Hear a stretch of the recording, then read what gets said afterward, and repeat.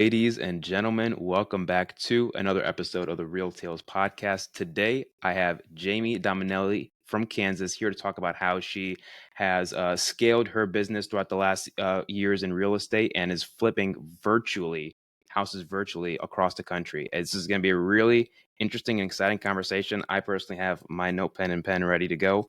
Jaimie, how's it going? Hi, doing great. So glad to be here. Good to see you after, I guess, a year. In Yeah, July, it's been a year, but yeah, yeah. good to see you. Doing very, very good. And as you know, I am in a odd setting today, so I appreciate you working with me with my unique setup. Sure, of course, of course. I'm really excited to dive into your backstory because I honestly don't know. I don't know how you got started, and I really want to understand like where you started and how you ended up, flipping houses virtually all over the country and being able to, have the, location freedom that you have in your business. Um, so let's talk about that. I mean, before you were in real estate, Yeah. what were you doing, and then what made you decide to start to be in real estate? Yeah, this is actually a funny story. So I'll give a little tidbit here in a bit about my husband Gabe. So my husband Gabe and I, now husband, we were not husband and wife at the time, actually started this together. Um, to give you a little synopsis, he unfortunately had a second stroke here in February. He was acquisitions leader of our team. So he is not with me today. He is here and just working really hard on getting better and learning, to speak and do all of those things, but is not on the podcast with me today. So as I reference him, that gives you a little bit of context because I'll name drop him. But yeah, to take it way back, I was born and raised in Kansas. Gabe was born and raised in Delaware. And at the time, we lived in Denver. I had actually been in the multifamily industry for several years. Like, think leasing apartments, though. I was like, would you like a two-bedroom, one bath, right? Leased apartments. And this gets better. I actually worked my way up to one of, at the time, I don't even remember what year this was, 2018, maybe, or something like that, to one of the more prestigious, high-end upscale apartment. I wouldn't even call it apartment community. I'm talking like Broncos players, people's second or third homes in Cherry Creek, in Denver. And I was making the best money I had ever made, thought I hit the jackpot. I was absolutely miserable. We were shotgunning all of these different businesses at the time. They were failing, all these other ones were failing. Long story short, I don't know how. Oh, we went to a Tony Robbins event. And in the middle of the Tony Robbins event, it was him, Gary Vee, and somebody, one of those really big companies was like, come sign up and come to this real estate conference. And Gabe was like, take my credit card and go reserve us a spot. And anyway, I did. Long story short, we went to that really huge, got involved in this group. It was one of those kinds of groups. I don't like to talk bad about them because I have joined communities and groups and it has been amazing for me. That one wasn't the right fit for us. It was very expensive. We were learning more on YouTube. We got out of that whole situation, continued self-educating. We were self-educating from then on YouTube. And essentially it wasn't real estate. It was kind of the timing. And we were trying to just find ways out of our 9 to 5s. He was in merchant sales, which is like selling credit card processing. And like I said, I was in multifamily, but I quit and I started delivering pizzas part time, because we were just working ourselves to death, pass out on the couch, wake up, do it again, just educating. Um, and I ended up quitting, delivering pizzas part time. And people would be like, I can get you a real job. And I'm like, you have no idea what I'm doing. Um, until we finally landed our first deal in Denver. And our first deal was, I think, 26.5. Yeah, 26,500 was our first deal. And when that happened, we packed up the same day we got our check. We packed up and moved to Kansas, where I was born and raised, because I don't know why we were even moving there. And Gabe had been thinking about still going back to work. And we both decided then, let's just figure it out. We have $26,000. Um, Yeah. both of our cars are paid off. Like, let's just figure this out. And that's how we really got started. We did our first deal where we were locally. And then in Wichita, my hometown, we started doing things there locally. So we weren't virtual at first. We were boots on the ground for 13 months, Okay. probably. But during that 13 months had actually started wholesaling and flipping virtually in Delaware, where he was born and raised. So it all kind of birthed after that. And then I always say it was just kind of magical that for some reason we had heard about virtual and we had started to do it. And then lo and behold, COVID had occurred right after Gabe, and Gabe was always our acquisitions. He had really started mastering how to do it virtual. And when that happened, that's when COVID hit, and it Yeah. just it made it normal. So it was really easy to start that transition as everybody else was wrapping their head around the concept of talking to people virtually and doing things virtually. We had already done it, so it was just perfect timing, really easy to kind of Yeah. just press forward. Very seamless. Yeah. I Yeah, remember because I did my first deal in the middle of COVID. My first deal was May 15th, 2020. And it was here locally in my, in Toledo, but I had to do it all virtually. yeah, And that's how I did it for like pretty much the first like 6 months because of all the craziness that was going on in the world. yeah. You mentioned that before you started wholesaling, you got into your real estate course, and then you said that you were trying some other businesses. Let me ask, what made real estate the avenue that you decided to pursue? At the time, it was purely the ability to make larger uh, chunks. Okay. And it was that there was nothing about real estate that Gabe or I were interested in at all. We were trying like those funneling, marketing, back end build funnel businesses. We both hated being behind a computer.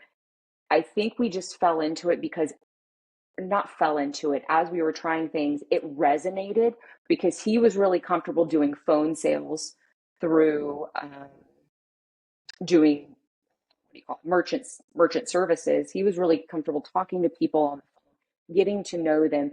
And I had a much better understanding, even though it was just multifamily. I had a much better understanding of talking to people just generally about their property. So I think there was maybe more of a natural inclination that I felt comfortable, or I think Gabe put that in my head. He was like, "You were in multifamily. It's not the same at all. It's sort of a little bit, but I think he more talked me up to where I believed. I was like, yeah, I know this. I know what I'm talking about." But there was nothing in particular. We just picked one and we were just like, we're going to figure this out. And we saw potential in it and we just chose. I love it. I love it. Yeah. And so how exactly did your first deal come about? How did you guys find the deal? How was Tell me about that your first deal story because I know that's always a good story to tell. Does everybody laugh when you ask me that question? They smile at least. Yeah. Um, so yeah, that deal, I will never forget where I was when she called me back. At the time, we were dialing off of Mojo. This was after we had gone through that big program. We were like, this isn't for us. We were charged like 25 grand. It was something insane. I somehow got a refund for most of it. And then we had actually found Brent Daniels with TTP. And this was back before he was doing anything. I think we talked to Brent Daniels himself on the phone way back then. And I think it was just a couple months after that. So we had learned to cold call anyway, is the point. We were cold calling off of Mojo. And I remember I would be driving in my car and using my phone app, or I'd set my laptop. I know this is really bad. Hopefully, there's no police officers listening, but I was so strapped on time. I'd be driving for my job, trying to drive across Denver, and I would be on the dialer in my car. And we Yeah. would do that. We would park the car, we would door knock, but this deal was a cold call. And I'll never forget, she called me back and I was in the parking lot of a King Soopers, which is the grocery store.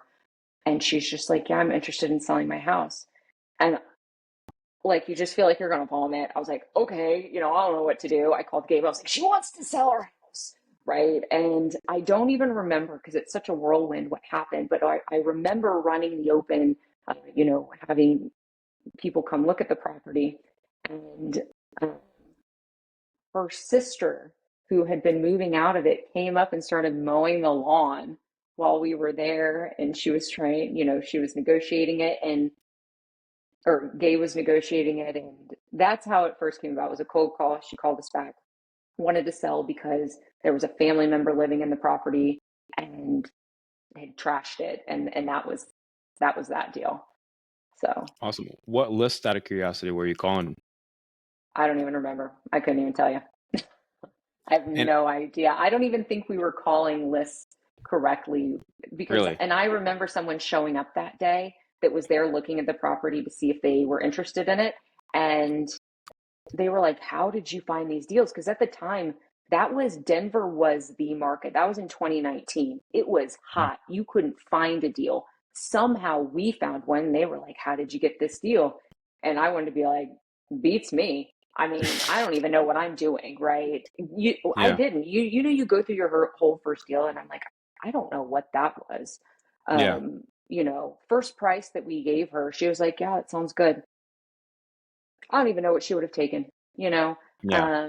So yeah, I don't know what list we were dialing or anything at that point. I know we were pulling things manually. We were trying all things at that point. They say you're supposed to pick a channel and focus. We didn't do that. We were handwriting probate, like hand signing and stamping probate letters. We were cold calling. We were door knocking. Yeah. We were spraying. Yeah. And so how long did it take you from starting actually doing your first dial to getting that deal and closing it? 6 months. 6 months to do your first deal. I see Six, that as super common with people that are successful in the business. It takes like 5, 6 months, even a year sometimes for you to get that first deal. Throughout that 6 months, let me ask, what were some of the emotions during that period of time regarding the business? oh, F this, I quit. It would just be depending on who the day was. I mean, some days Gabe would be like, I'm not doing this anymore. Let's be honest, it's the entrepreneurial roller coaster. Yeah. We're up and down, and I would be like, well, you can quit, but I'm not. I'm doing this. And then, it'd be me the next day. I'm like, I can't handle it anymore. You'd get people that cussed you out on the phone or whatever. You hear the worst, especially at that time when you're growing it from there. Oh yeah. We've all been in every single seat. So, I mean, just, is this worth it? Right? Is it worth it? Yeah, I mean, you're frustrated, you're ticked off, you're exhausted. I mean, literally, right? Because a lot of the times we were both working full time, and then we would flip immediately to real estate to the point where Yeah. we would fall asleep studying, falling asleep trying to figure things out, wake up, do it all over again. So I would say the biggest thing was you're exhausted, and then you're wondering, what am I exhausted for? Because like a month, you can handle it. 2 months, you're like, okay. You get to month 5, month 6, Yeah. you're going, when you've given it your all, like, I'm not slacking. I'm being intentional. I'm trying. I'm doing all of the things, what gives, right? So, yeah. And then you made your first deal. You did your first deal. It was 26.5. How did you feel after? You know, if Gabe and I want to say like we were so excited. And I remember we had a U-Haul in the parking lot of the title company because we were literally leaving that day to move to Kansas. And I remember thinking like this should be more exciting, but that's just kind of how we both are. We weren't excited. We're just like, pardon me, damn right, like darn right. Yeah. This is what it is. How do we go get another one? Let's go get another one. So we aren't, but I think that also, you see that in people, especially Gabe. He's always been a driver, right? People that are successful. I always heard the story about like Tom Bilyeu says that when he sold Quest, the Quest energy bar, when he sold it that day, that was $1 billion company. He made $1 billion. He went to work the next day.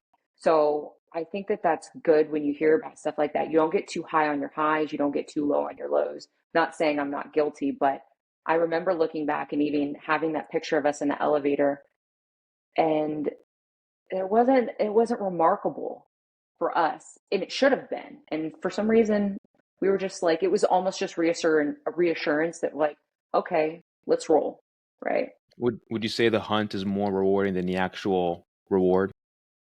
Yeah, but it doesn't feel like that sometimes in the middle of the hunt. But Yeah. yes, but yeah, I, you hit something. Yeah, yeah. I was gonna say because I had those same emotions, and I see a lot of people that are like that, and like you said, people that are like, especially like drivers, entrepreneurs, right? Obviously, we want that reward, we want that check at the end of the day after your first deal, or revenue to come into our business. That's ideally the goal. But when you finally hit that goal, it's like, you know what, this is great, but like now what? Because you still got to go to work the next day, right? Like, life doesn't just right, end. right, And I've came to like the realization that like it's just the hunt that is just so exciting and thrilling in what we do, and it's truly a blessing that we have so much energy even after getting a check like that, which for your first deal is incredible, to still be like, you know what, this is great, I love this, but I want to go get another one. I want to go get right. another one. And then that's where magic happens. Right. And that's part of it too, right? You're if you're somebody who's introspective and is doing that self work, right? You realize you could be an athlete, you could be whatever, but it's Yeah. becoming that better version of yourself. And it's in the doing, the daily doing, in which that person comes to fruition, right? You hear people say that like the only idol that I have is my future self because I'm becoming her or I'm becoming him or whatever that is. And right. Or then like once you get into real estate, like we didn't know that after our first check, but there was always kind of, I guess, that little dream of like, we don't want to work a 9 to 5 forever. So at the end of the day, 26.5 is 26.5, but you have to make 26.5 again and again and again. Only passive revenue, which now they say, right, there's not really anything as true passive revenue. That's a whole other conversation for another day, right? But how do you build something more unbreakable or more withstandable, right? Or more that has more longevity than just 26.5? Because that'll go really pretty quick if you're not careful. Yeah. Yeah, absolutely, absolutely. And so then, how did you guys start? The process of getting the second and third deal, and actually like getting to the point where you guys were slowly scaling to where you guys are today.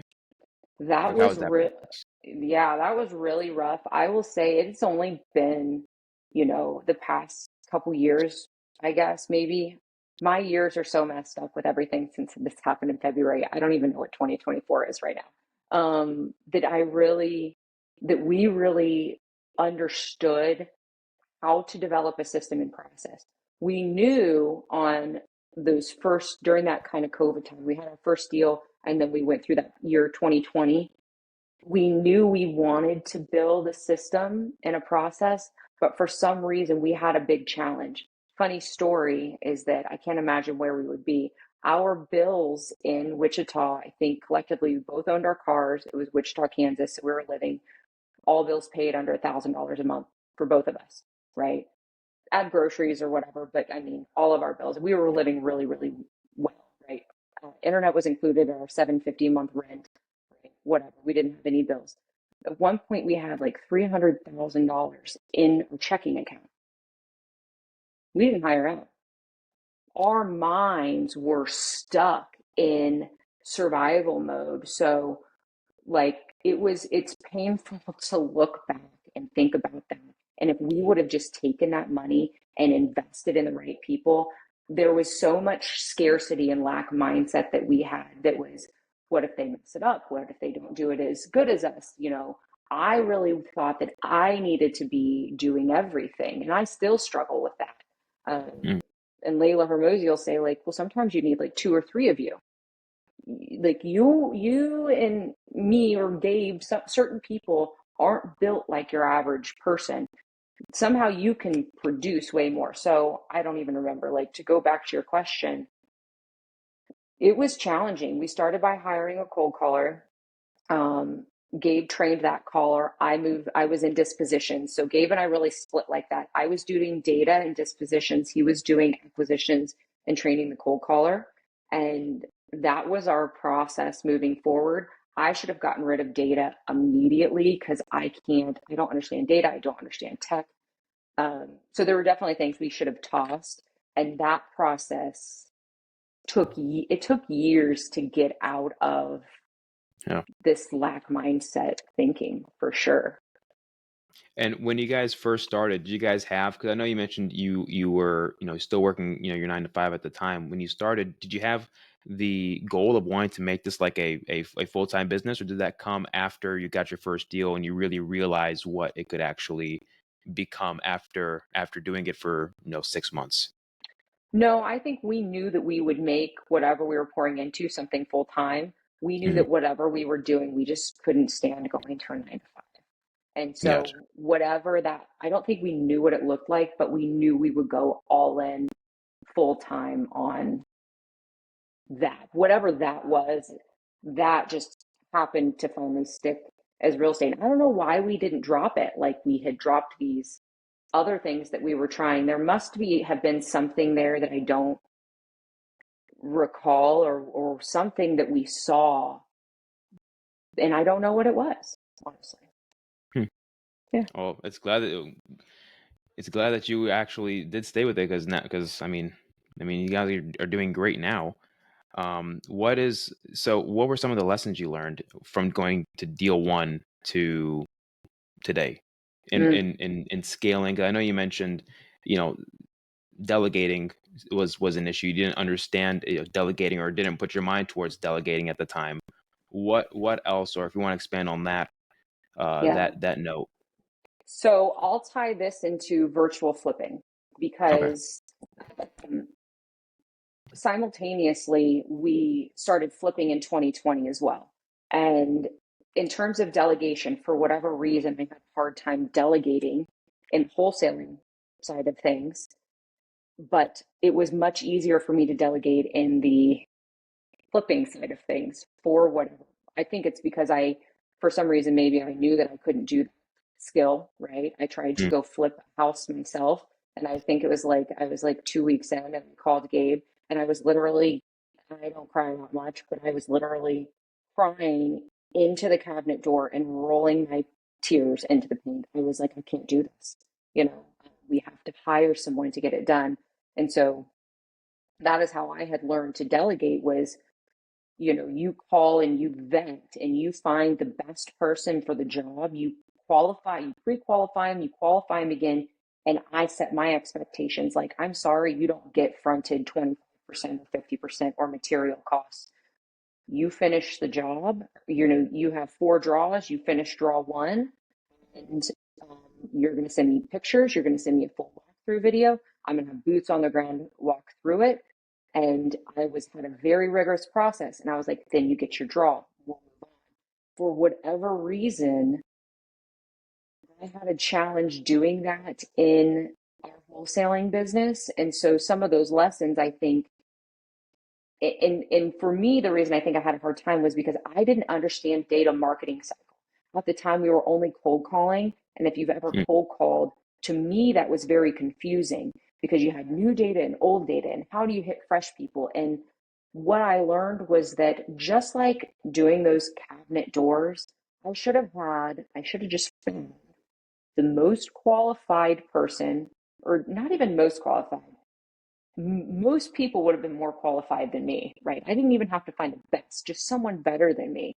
And just said, hey, person A, here is exactly what I need done.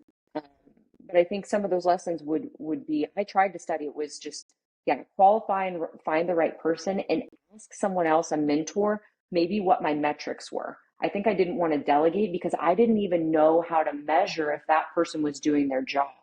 So leaning more into a mentor at that point, we had really joined masterminds and stuff, but we weren't asking questions.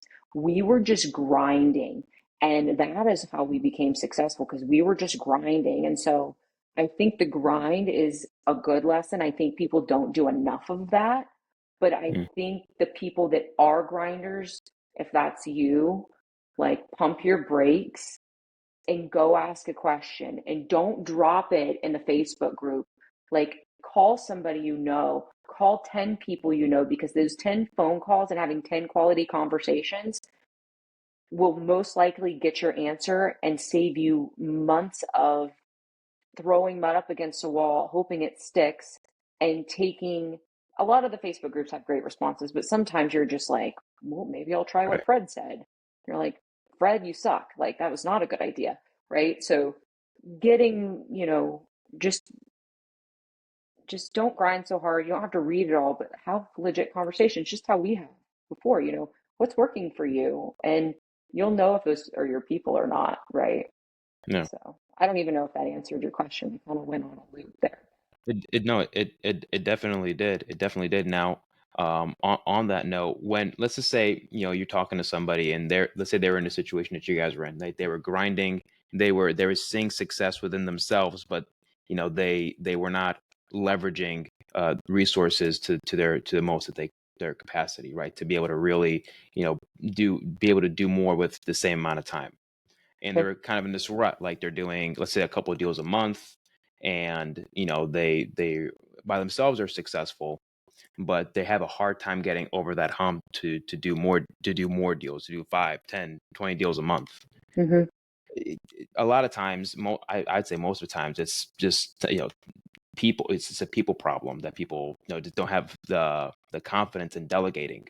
And it's definitely something that I had a lot of struggle with. What would you say to somebody now that you've delegated a lot in your business? What would you say to somebody that's in that same rut now to get them over the hump, or give them confidence in being able to delegate?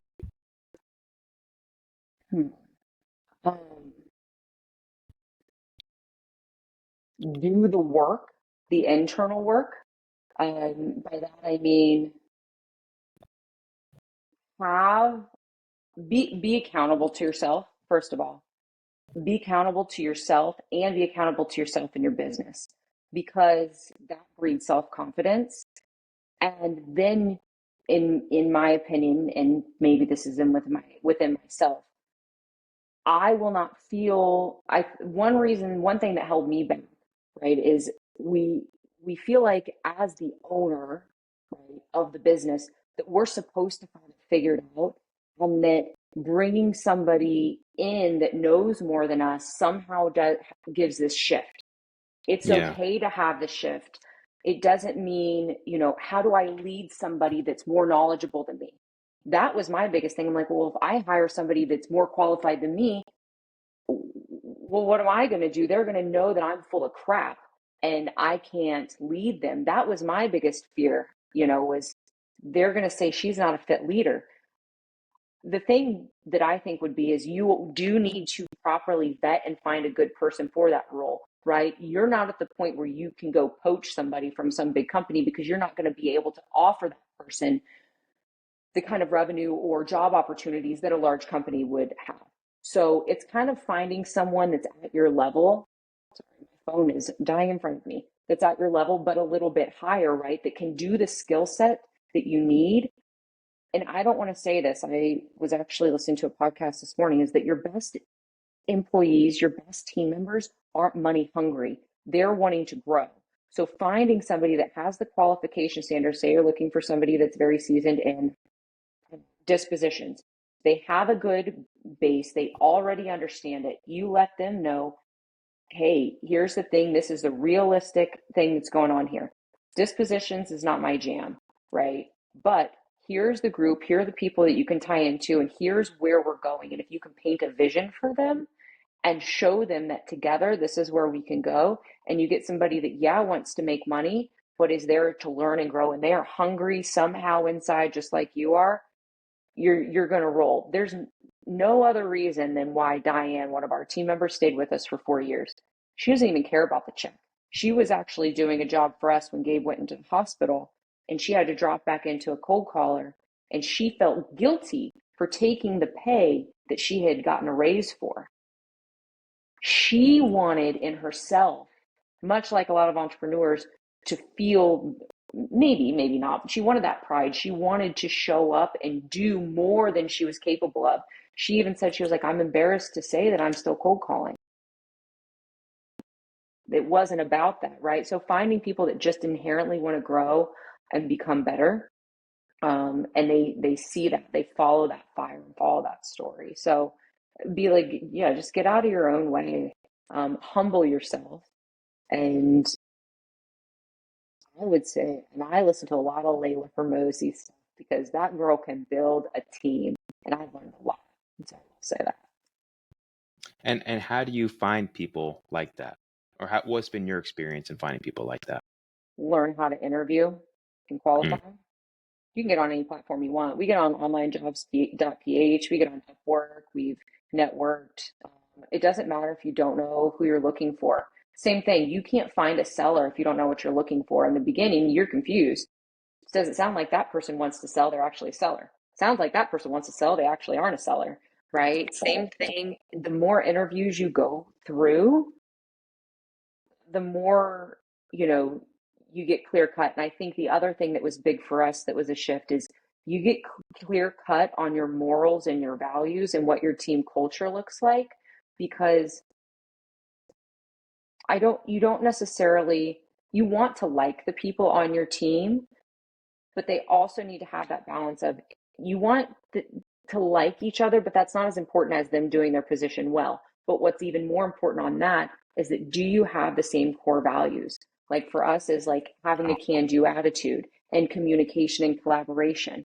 If somebody doesn't have a how can I attitude, and they're just like, well, I don't know how to do it, I just chose not to. That's not that's not who I'm looking for. So if you know who you're looking for, those people, you can tell when you're interviewing them, are already communicating. You can tell they're already about collaboration based on the stories that they tell you when you're asking them, questions about previous experiences in their other companies. Your core values are there. It's like, right, the red car phenomenon. If you're looking for it, you'll find it. You'll pick it Yeah. up. And if you're interviewing somebody that doesn't have those qualities, that's not going to be integrated with your core values, it's going to be, I can do it now. Now I've gotten better. The other day I was on the phone in a minute. I was like, that's not my person. Again, that's not my person. And I didn't used to be like that until much recently. And I think it's because I just because we got really clear cut on what we value. We don't value churn and burn where we're just like, sell it Yeah. now, sell it fast. We want Yeah. to Just know filling in who the our role. sellers are. Yeah. Yeah. Yeah, I love, and hiring is a skill at the end of the day, right? It's not something that, you're as a business owner, you're gonna get right away. Right. I know for sure I didn't.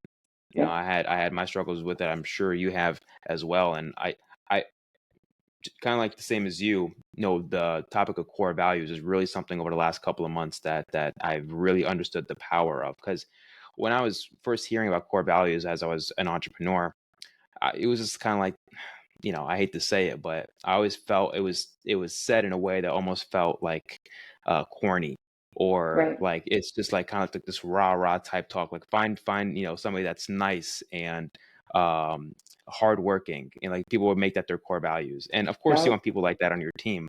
But go a step deeper. And I had the opportunity of visiting an office here locally in my state, and they had talk about core values with me, and it really kind of showed me how that actually plays out, in a real business, what actual core values look like, and how they take that and build a team around those true core values that they actually value, that they actually practice and preach about on a daily, weekly level.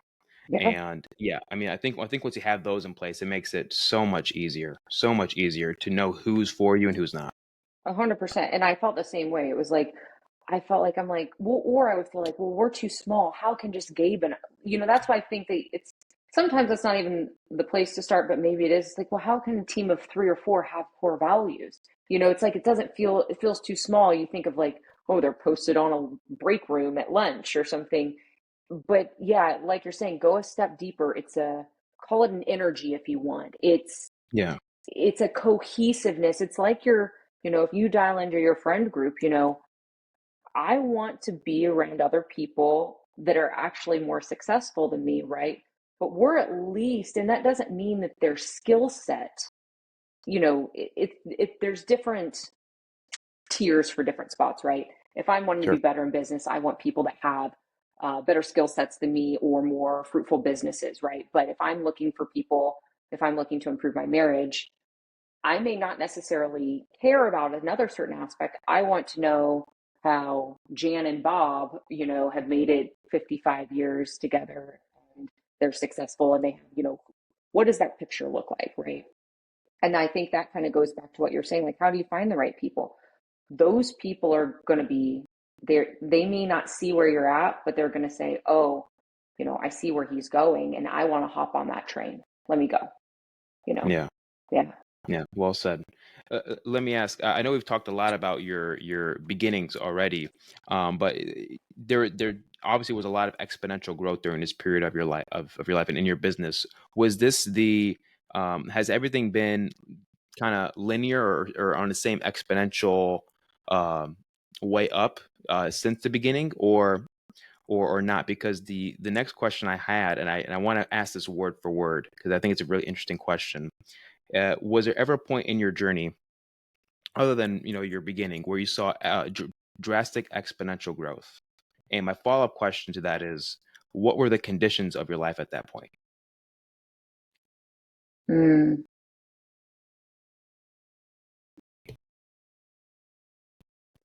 yes. Um, we saw that the conditions, the funny thing is, yeah, you're asking this for a reason. There's got to be commonalities that you see. Ironically, it was actually when we didn't have as much disposable income, right? There were times when I'll never forget, it was December to January, and a deal didn't close in December due to the holidays. And I needed that money to pay a contractor, and I was floating, and it was very scary. And I was trying, right? My payment was late, but we made it because we were looking years into the future. We weren't looking for the next deal. We were looking 10 years down the road, whatever. And we were hunting. We were just picking up everything we could. It didn't matter, how much down do we need on this? How much down do we need on that? Because we get money here, do this. And we were hungry and we didn't want to let a deal go to waste. We were just like, let's find a way to keep them all. And we amassed 49 doors at that time, but that was our exponential growth. I think it was a year and a half, right? No, maybe not less than. And it just, I think it was like 45 doors or something in like a year, in like 9 months to a year, and then like a few after. And that was our exponential growth period. And it was a huge learning growth. It was very messy. It was very scary. And it was like you wake up and my hair's like, what is happening? Because I was in the thick of it. Very scared, very confused, very um yeah, we were putting off, the weekend's pleasures, today's pleasures. What is the saying? So you know it, right? For for the future. I mean, truly, I'm doing that now, although life has hit us, right? And so I'm recalibrating my mind on what's important. Um, but that is where there was fire, right? And that is also when I can only speak for myself and for Gabe, that I was also most confident because I knew I was in the trenches daily. You might know more than me, but you were not. Were you outworking me? I don't know, but I was there ready and to say, okay, well, what do you know that I don't? Tell me. I'm happy to learn. I may have totally screwed this up, but that's fine. Let's chat. Let's go. So, definitely. I absolutely love that. I absolutely love that. And so now in today's business, in your present day, what does that look like? Talk to me about marketing, exit strategies. I know you've talked about doing flips, wholesales, and rentals. So kind of Yeah. break us down, what that all actually looks like. The people on your team. hmm What does that all So, look like? yeah, so like I said, it has changed. It happens, things change a lot when you have something devastating like what happened in our family. So I know, Gabe was our acquisition. So he was our team leader. He was our dog, right? He would lock up our deals. He was cross training all of our junior acquisitions. He was cross-training acquisitions to replace him. He was training our callers. It was devastating when that happened. And it's still, although emotional, right? It is life, but it is extremely real. Tons of doctor's appointments, right? I'm in Milwaukee, Wisconsin, which, by the way, that's the blessing of a business of doing virtual real estate. Is virtual real estate carried us through that really dark time. I don't know another person that would be able to be in the ICU for a whole entire month, and 24 hours to 48 hours out of the ICU, be able to just up and move to Delaware and be there for 6 months. You'd have lost your job. You'd have lost it all. Thankfully, virtual real estate allowed us to maintain this. So to answer that, our business looks significantly different, but ironically, they always say that the biggest blessings come out of, the darkest times. In just the past few weeks, my brain has recalibrated what a system and process look like. We are now a team of 9, so smaller, but due to everything that occurred with Gabe, we totally cut flipping at that point. I'm virtually flipping a property in Texas right now. I might flip one in Delaware just because now I'm finally at a place 6 months after Gabe's situation that maybe I'll take one on, we'll see if I feel like it. But we cut it because we went to go streamline. We had to trim all of our fat. When your business collapses like that, we had to streamline. And so for us, it was like, we're not buying right now. Because it's just too much to manage lenders and everything, and had to trim the fat. So we just went straight wholesaling. We're just tossing off every deal until we get our team built back out and it's beefy again. And truly until, right, we're comfortable from an acquisition standpoint, right? You can have all the deals you want, but if you're dropping deals left and right, it's not efficient. And we need certain pieces that became broken in February to become whole again before we're going to branch back out. So we started to branch back out into flipping, but ultimately we're going into mobile home parks, RV parks, things like that, versus the single family home. Unless it's a creative deal and that we're going to utilize to offset our taxes, I don't know that we'll go much into the single family space,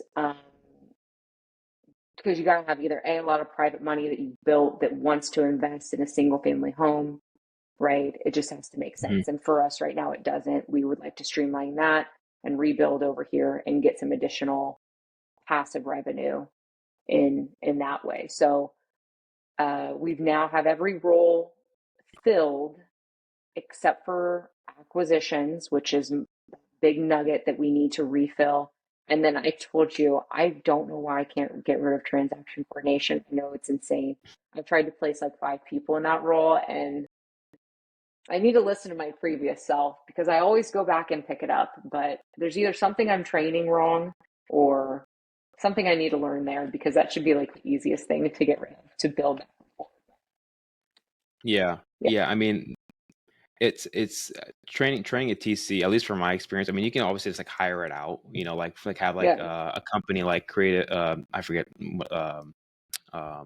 their name, but there's big companies I've done a couple companies that have done it, and I've tried to hire internally. But yeah, go ahead. Sorry. Oh no, I was just gonna say I had to train mine almost like an acquisition manager because of like you mentioned before we got on how when they start off it's very almost like robotic. They feel like they have to be. And like we were role playing calls, listening to calls to the point where we got them to where they sounded like really confident and like really professional on the phones. And from then on, it's just been like hands off with the TC. Say you had somebody that you were talking with and they wanted to get into virtual flipping. Okay. What would you recommend their first steps to be? That way they don't totally screw that up. 100% be comfortable setting expectations. Be comfortable having people walk away. I think the biggest thing for me, virtual flipping, and then, even letting off of my standards, was when you find contractors, do not be afraid to say, too bad, I'm sorry, it's going back to core values and expectations, right? Communication. Yeah. Sorry, this is my these are my expectations, these are my standards. I'm sorry we don't align. I wish you the best.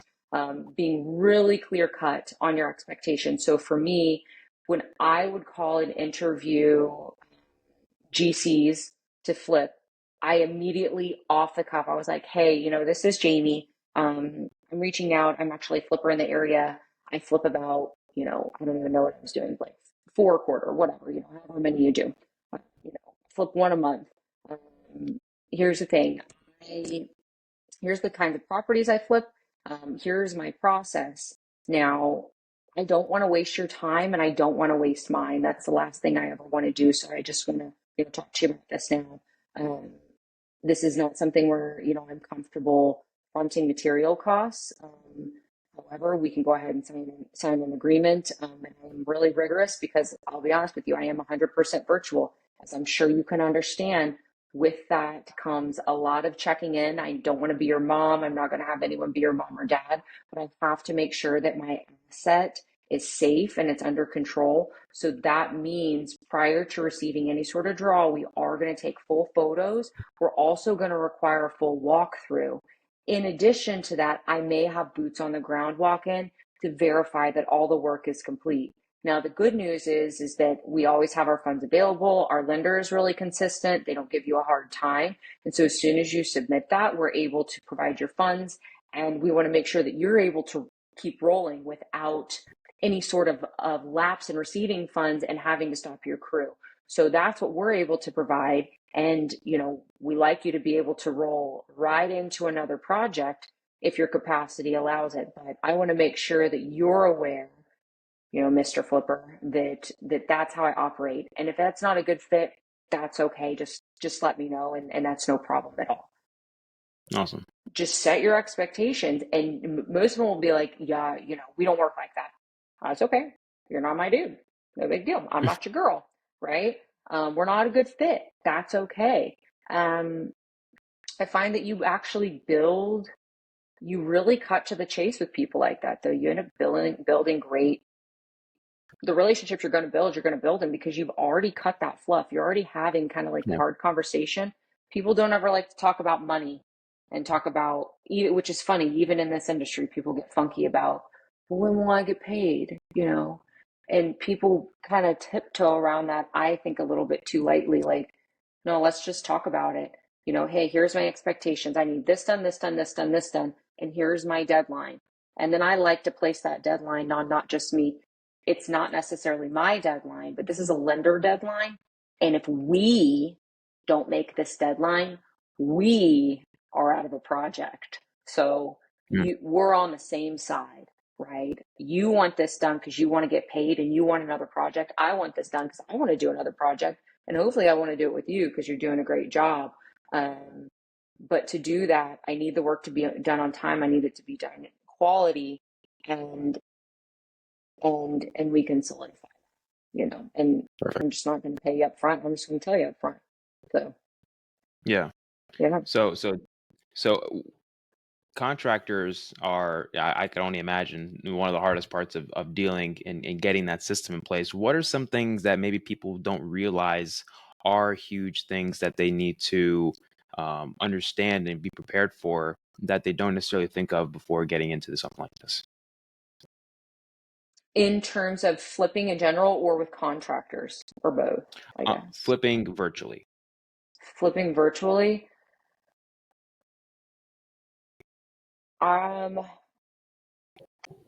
Predominantly, I would say, yeah, not having boots on the ground or a trusted third party you can trust to verify your asset to keep it safe. Because I have had contractors, and funny enough, it's usually not the first project, right? It'll be like project 5, right? When you're comfortable. And I may have like let off the gas a little bit. You might be able to tell I was a little comfortable, where the pictures, or maybe I was just getting like, don't be lazy and make sure you maybe have boots on the ground, because you'll get pictures that may be of just the right angle, right? Or of most of the property. And if you're moving too quick, like that's what happened to me, is I would move too quick with too many projects that I was missing little details and not, Gabe always says, trust but verify. Trust what somebody says, but you need to use your own discernment and go back and check. I don't know if you know who David Goggins is, but I was just reading his book, Never Finished, the second one. And he runs those, I don't remember what they're called, but they're 100-mile races. And he was actually doing a 240-mile race. And when you run long races like that, you have a pacer, right, that runs next to you Mm. during parts of the race. And that one was in Moab, Utah, and they were supposed to use a GPS. Well, David Goggins had a GPS, but he trusted his pacer to use their GPS. Well, that pacer took him, I think it was 40 miles off course. And and in the lesson, right, is behind that is trust but verify. Like you can't let your eye off the GPS. You can't get too comfortable because it's easy to miss those little things through pictures, right? And sometimes that looks like having boots on the ground to go in a second set of eyes, if you will. Maybe it's boots on Mm. the ground, right? Ideally. Um, I had a property for the longest flip I ever held was 9 months. It was a total disaster. It's the only one I've ever held over like 4 months. And this was a horrible situation. Um, I actually kept it as a rent to own. It turned out to be such a disaster. The whole entire time I thought it was a 4 bedroom, it was a three. So everyone can make mistakes because I got complacent. The county records said it was a 4 bedroom. When we bought it, our appraisal said it was a 4 bedroom. The appraisal I got Wow. afterwards said it was a 4 bedroom because all the public records were messed up. It was a 3 bedroom the whole time. And there's no one else to blame but myself. I should have done additional due diligence.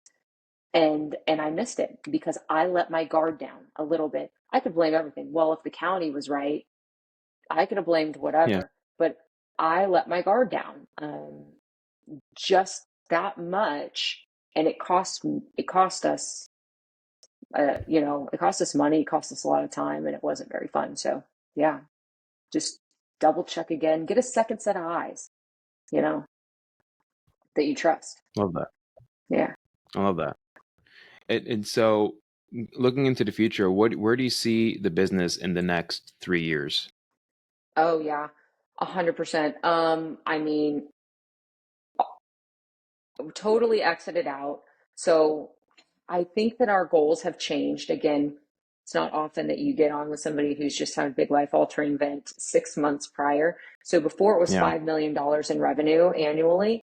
I definitely think that's attainable. Now I don't know if our vision has switched. It may be more of, um, I don't know if we want to do that much revenue. It may just be fully exited out and have it rolling and more invested in other kinds of revenue producing assets, such as mobile homes, right, that are just more hands off and going into some business or other sorts of investments.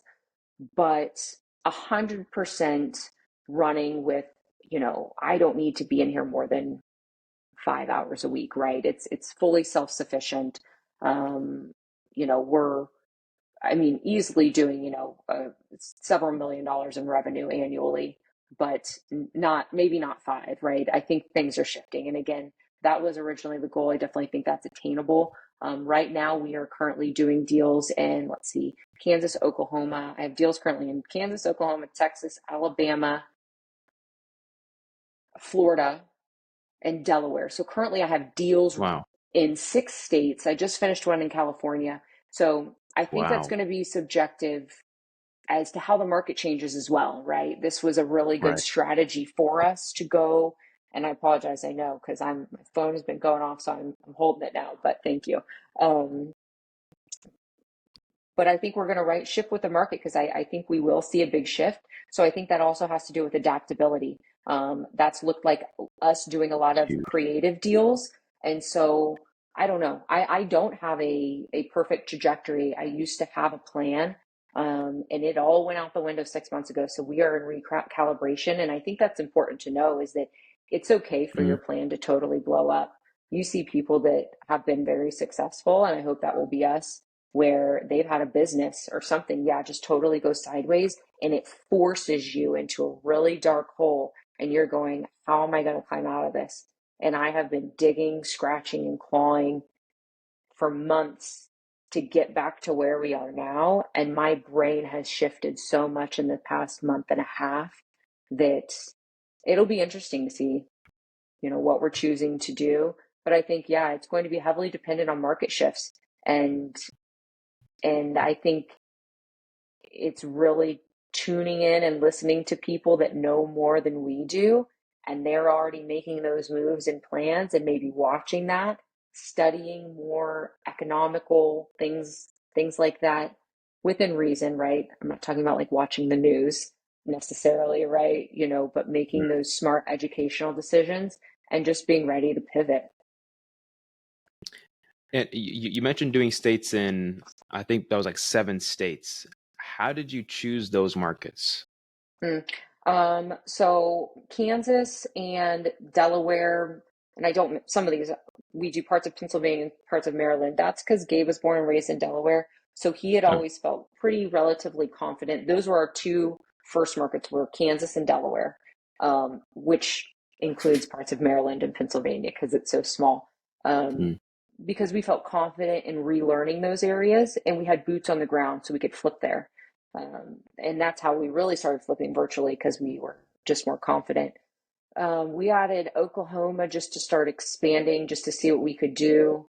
Um, and then we dialed in on PPC. So we ran some various like PPC testing to see which markets would pop. And then really that's just a game of your gas and brake and playing with different, methodologies to see if a certain area is hitting, because you might have one state that is performing very well. That doesn't mean it's going to perform super well next year, right? right. It can change. So that's just a constant ebb and flow. So it's really working with an algorithm and then working with tech and having those little areas that are going to light up or pop off outside of that Kansas and Delaware chunk. Right. Yeah, I Okay. never So, thought I would so do a deal in California. That one was super weird, and I was like, I can't do, talk about imposter syndrome. You still get it. I don't know why I thought that. I was like, I can't do a deal in California. They're going to eat me alive. I don't know why I mhm, thought that. And I really spearheaded that one because my whole team was kind of down due to Gabe. So I was on the front line, and it was cool and weird to, learn a new market. But I think it keeps you fresh though too. You don't get complacent, and you get to learn a lot, and open your eyes again, and see who you're talking to. So I don't think it's bad. absolutely. And so the PPC campaigns that you're running, they were nationwide then, I take it. And then you were getting leads from these different markets, right? Yeah. Okay. Okay. Awesome. Awesome. And so I talked about you talked about your 3-year goal. Now, if we can fast forward, say to 10 years, what does a goal in 10 years look like for you and Gabe? Mm. 10 years. 10 years. And I'm going less business and more sentimental because it has just been a Go ahead. challenge, right? And 10 years is to have my husband speaking again. I'd like to see him. He's always dreamt of speaking on stage. I'd love to see that. I'd love to see him tell his story. I'd love to see him back leading his team and his business again. And I think that's a 3-year. I don't even think that's a 10-year. I see, you know, us, right, having our family, being able to fruitfully run businesses without being married to them for 12 hours a day, right? This is much less than a 10-year goal, I believe, but it's diversifying into having those 7 streams of income, or even 10 streams of income, right? We're at that 3 to 4 mark, but really having diversified streams of income, um, and a much, yeah, a much larger portfolio. Um, and leading a business or developing businesses that are close to home. I've gotten weirdly really into aphasia. So that's what Gabe has now after his stroke. He has what's called aphasia and apraxia. And I've said before, I'm like, I could see myself, doing something like that. Or the place that I'm living in now or staying in now is hospital guest housing. and it's like an apartment. There are, if you see their kitchen, there's, I think, 10 stoves, 20 microwaves, 10 sinks. Everyone has a cabinet for their food. There's industrial refrigerators labeled with different room numbers. There's a laundry room where people can do that. And so doing something more philanthropic in a sense, but being able to use that real estate touch, but make it mean a little bit more, to where it hits home and be able to give back through real estate and all these different things that we've learned and make it matter. Because sometimes I think it's so easy to be in the day to day grind and you're just like, I'm going to build a business. It's got to be bigger. It really does. It's not cheesy. You will burn out. There's got to be bigger than yourself. And it doesn't have to be your spouse. It doesn't have to be, it could be God. It could be a spiritual thing that's put inside of you. It could be your mom. It could be, something that you went through or something you're running from. It could be a whole slew of things. But I think humans in and of ourselves, we're not meant to be self-serving.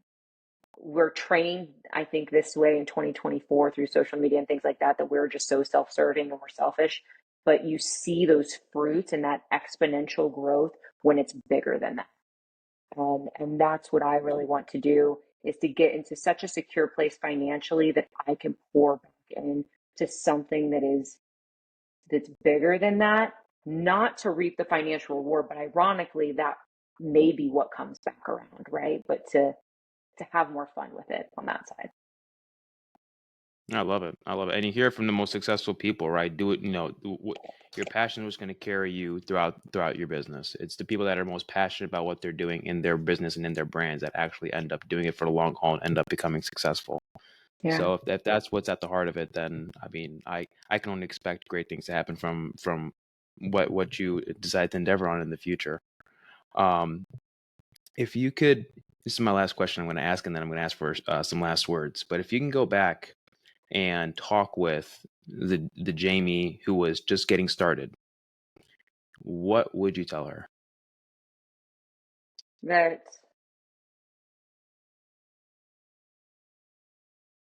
that she's capable of way more than she has any idea. That she's worthy of all of these things, and that she is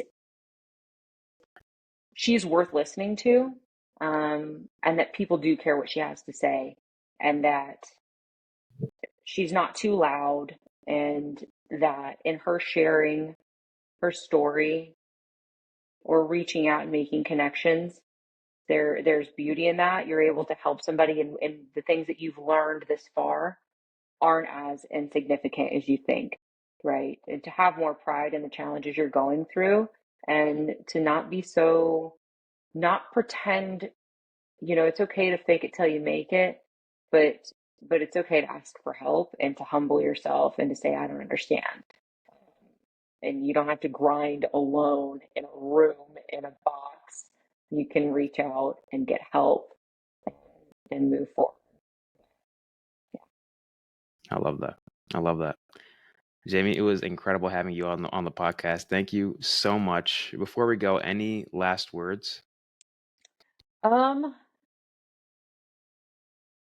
Last words. I don't know why this came to my heart, and it sounds like a weird pitch, but normally I would talk about something real estate. But my last thing is actually back around to Gabe. I would encourage you today, if you're listening to this, totally unrelated to real estate, that if you come across somebody and maybe they're not talking to you, or they maybe are acting different around you, or um, it's just not the interaction that maybe you intended, um, maybe think a little bit outside of yourself. That person may be going through something and you have no idea. And we're all walking around carrying a huge load in our lives, whether that be at home or at work. And so try having a little bit of grace for yourself, but then also having a little bit of grace for the people around you. Maybe if that person sped by you on the highway, maybe they're speeding to the highway, to the hospital because someone they love is there. So just readdressing our perspective, and hopefully that would transition over into business and in life, is that instead of, my dad always said, when you assume, makes an ass out of you and me. So, maybe just see it a little bit different. Choose to maybe, yeah, to assume, to think that that not everybody is out to get us, not everyone else is out to hurt us, but if we can just see grace and have some gratitude, it'll just keep, moving forward. And yeah, and that I'm building this and making sure it moves forward for Gabe.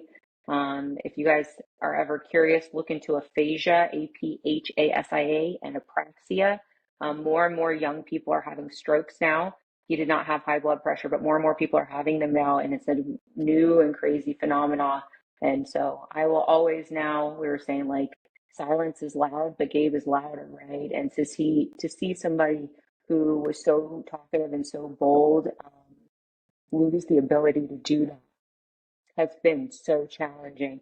And so I'm making that my mission because I've always been scared to tell people about it, but I'm going to start today by sharing that and sharing his story and continuing to build this because that's what we chose to do together. So I really appreciate you having me, allowing me to talk about myself and about him and where we've been and where we're going to go. So The pleasure was mine. The pleasure was mine. And where can people find you and Gabe? yeah, so we are J as in Jamie, LS buys homes. And we're that across all platforms. That's our website. That's our Instagram. My person and yeah, we'll do that because I'm not on my personal Instagram as much, but that's us across all platforms. Awesome. Awesome. And I'll put that in the description for people to find you guys. Jaimie, it was incredible having you. Guys, this was the Real Tales Podcast. I'll see you guys next time. Goodbye.